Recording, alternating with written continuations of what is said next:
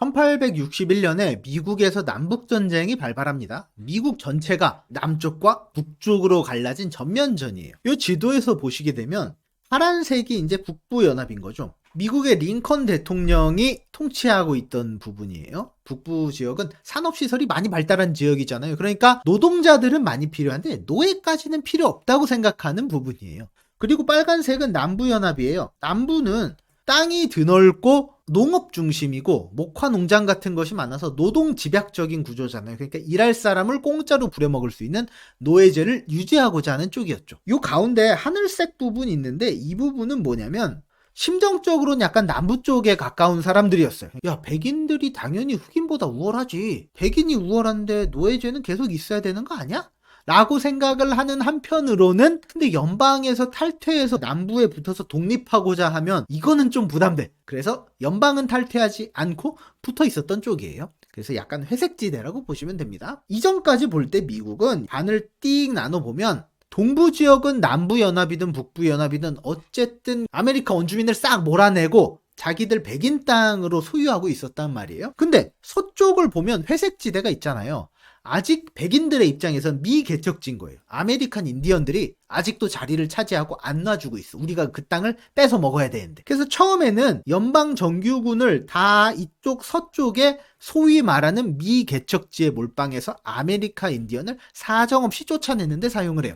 근데 이쪽에 딱 전쟁이 일어났어요. 동쪽에. 군대는 서쪽에 다 보내놨는데 동쪽에 전쟁이 일어났다. 그러니까 병력 자원이 부족하잖아요. 모병에서 징병으로 전환을 하기 시작합니다. 병력 자원을 막 싹싹 끌어모으는 거예요. 그 와중에도 군대를 대신 보낼 사람이 있거나 뭐 300달러를 내면 군 면제 이런 법도 있었습니다. 돈이 없는 사람은 전쟁터로 가고 돈이 있는 사람은 뉴스 기사로 전쟁을 접하게 됐죠. 남북 전쟁은 남부연합이 똘똘 뭉쳐서 미국 전체에서 독립하고자 일어난 전쟁이잖아요. 이 지도에서 보시면 빨간색이 북부 연방이고 초록색이 남부 연합이거든요. 그러니까 남부 연합이 자기들이 똘똘 뭉쳐서 먼저 독립하고자 내린 전쟁이었기 때문에 당연히 단결력이 강하죠. 공통의 목표와 있고 우리가 이걸 해내야 된다라는 의식이 강하죠. 그러니까 훨씬 더 사기가 좋은 거예요. 남부 백인들 대부분이 전쟁을 지지하는 상황이었거든요. 반면 북부는 어땠을까요? 원래 있던 현상 유지를 하는 사람이기 때문에 어떤 특별한 목표의식을 따로 갖고 있지는 않았어요. 게다가 북부는 가난한 이민자 출신의 모집병이 처음에 다수를 차지하고 있었어요. 그리고 북군 중에서도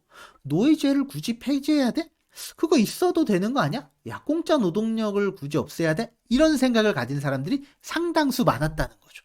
그리고 또 하나, 처음에 남북전쟁이 일어난 곳이 요 섬터 요새거든요. 딱 보면 남부연합의 완전 한가운데예요. 이 말인 즉슨 처음에 전쟁이 일어난 것이 남부연합의 땅이었다는 거죠. 북부연방 입장에서는 멀리서 원정군을 보내야 되기 때문에 자기 본거지에서 멀리 떨어진 곳에 싸워야 되는 거고, 남부연합에서는 자기 홈그라운드에서 싸우는 셈이잖아요. 그러니까 훨씬 편하죠. 원정을 안 가도 되니까. 이런 여러 상황들로 봤을 때 초기에는 남부연합이 북부연합보다 우세한 입장에 있었다. 다만 북부연합이 이걸 뒤집을 수 있는 여러 다른 요건들이 있었는데 그 중에 첫 번째는 바로 아주 유능한 군 통수권자인 링컨 대통령이 있었다는 거예요. 링컨은 민병대 복무 경력밖에 없었거든요. 근데 이 대통령이 남북전쟁의 본질을 아주 잘 꿰뚫고 있었어요. 많은 북군의 장군들도 전투에는 열중이었지만 이 전략적인 그림을 그리지 못한 사람이 많았거든요. 그래서 전쟁의 큰 전략을 이해하지 못하는 최고사령관을 여러 차례 교체하기도 합니다.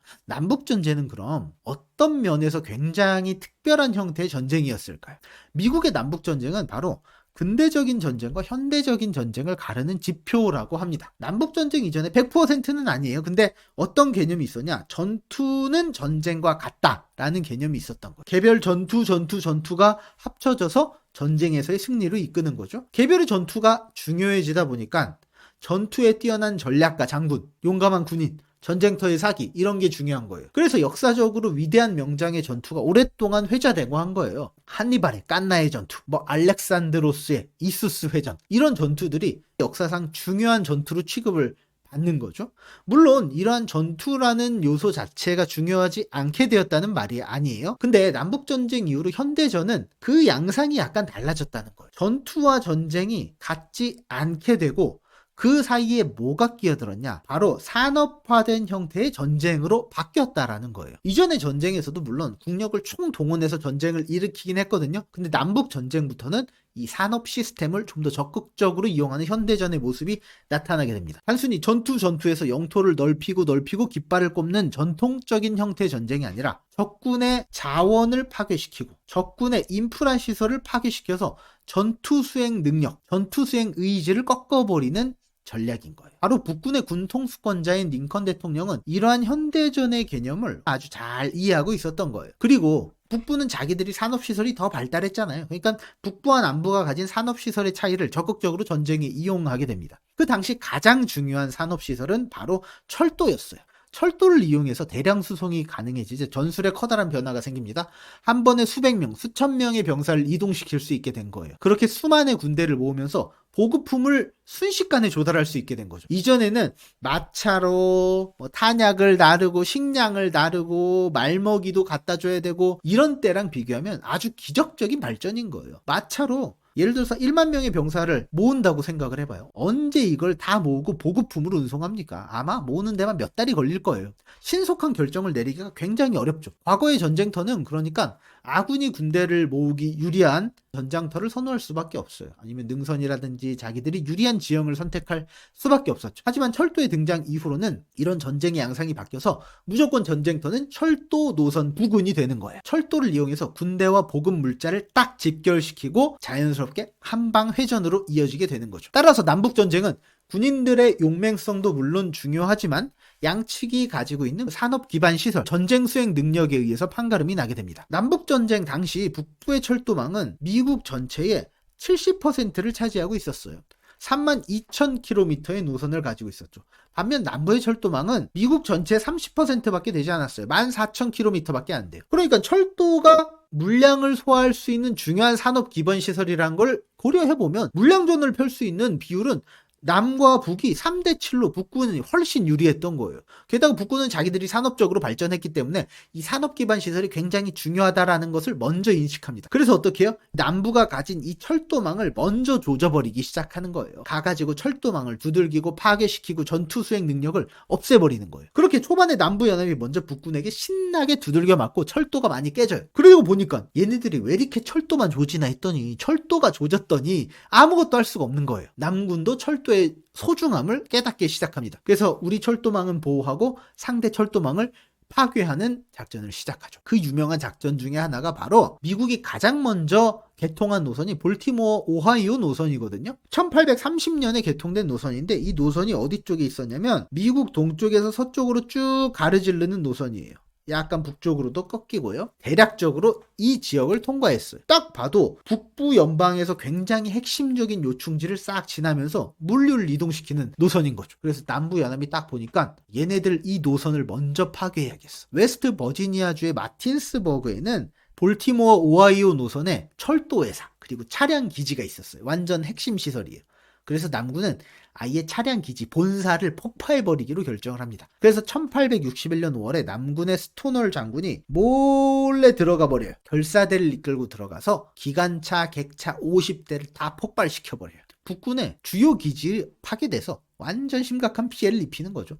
야, 뭐 너만 하냐? 나도 한다. 같이 멱살 잡고 이렇게 흔들고 서로 철도만 가지고 공격하는 거예요. 이후로 또 남군과 북군은 철도 파괴 작전을 계속 이어나가게 되죠. 그래서 전쟁에서 굉장히 중요한 부분을 파괴시키는 거예요. 주로 하던 작전은 어떤 거였냐? 철도가 이렇게 있어요. 그러면 중간에 철도 파괴를 어떻게 하냐? 가운데 결사대를 보내서 철도를 뚝 끊어놓는 거예요. 그러면 어떻게 돼요? 기차가 이렇게 빵 하면서 달려오잖아요. 철도가 끊기네? 띡 쓰는데 철도가 제대로 쓰나요? 못 쓰죠. 우당탕 하면서 탈선하면서 열차가 엎어지고 엄청난 사상자가 나겠죠. 그러면 이 틈을 노려서 매복해 있던 병사를 출동시켜서 탕탕탕 하면서 제압하고 완전히 승리를 거두는 방식인 거죠. 이런 방식으로 적의 핵심 노선을 타격하게 되는 거예요. 이 방식은 나중에 아메리카 원주민이 백인을 공격할 때 그대로 사용합니다. 철도를 파괴해놓고 기차의 탈선을 유도한 다음에 탈선된 기차를 공격하는 방식을 사용하게 되죠. 그러면 보시죠. 남군과 북군이 서로 철도망을 노려서 계속 파괴 공작을 하면서 소모전을 벌여요. 계속해서 치명상을 노리고 공격하는데 결국 어디서 결정이 나냐? 물량 공세에서 승부가 결정나게 되는 거예요. 지금 개떼 질럿하고 개떼 저글링이 정면으로 맞부딪혔는데 결국 어디서 결정이 나냐? 회전력과 생산력이 많은 쪽이 결국 이기는 거예요. 하이템플러 같은 게 없는 경우에서 질럿과 저글링의 싸움에서 생산력이 누가 좋냐? 빨무에서는 무조건 많이 찍어낸 놈이 이기는 거잖아. 근데 그 당시 생산력의 차이는 명확했던 거예요. 북부의 인구는 2200만 명이었고 남부의 인구는 900만 명밖에 안 됐던 거예요. 거의 2대1 차이인데 남부 인구 중 300만 명은 노예예요. 그러니까 실제로 이 노예 인구를 빼면 훨씬 더 줄었던 거죠. 그리고 은행 자금력도 달랐어요. 북부는 1억 9천만 달러의 은행 예치금을 갖고 있었는데 남부의 자금력은 4,700만 달러밖에 되지 않았어요. 같이 소모전을 전개하면서 갉아먹으면 결국 남부가 밀리게 되는 거죠.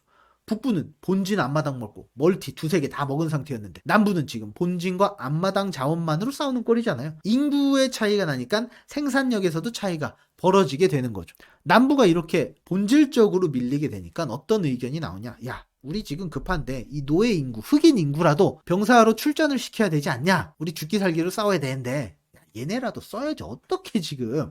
라는 의견이 나오는데 가만히 생각해보니까 이 흑인 병사들을 입대시키면 그동안 백인들만이 우월했다는 논리가 100% 깨질 수밖에 없는 거예요. 왜냐면 우월한 백인들이 지들이 못해서 흑인까지 동원을 해? 게다가 흑인이 동원돼서 전쟁에 참여하면 누군가는 전공을 세우고 영웅이 될 수 있잖아요. 백인보다 못한 미개한 종족이라는 논리가 완전 깨져버리는 거죠. 그러면 노예로 쓸 수 있는 그 논리성이 굉장히 약해지게 되는 거예요. 따라서 흑인이 입대 문제는 잦아들게 되고 남북전쟁이 종전까지 이어지게 됩니다. 그리고 남북전쟁을 결정짓는 또 다른 요소는 바로 남부와 북부가 가지고 있는 산업 시스템의 차이가 만들어내는 기술의 격차예요. 당시 남북군의 주력 무기는 머스켓 소총이었거든요. 머스켓 총은 이런 모양으로 생겼는데 이 끝에 보게 되면 총구가 있고 총구 밑에 다른 기다란 봉이 하나 꽂혀 있었어요. 당시 총을 장전하려면 어떻게 해야 되냐면 이 총포를 먼저 뜯어야 되는데 총포에 보시게 되면 윗부분은 화약가루가 이렇게 있었어요.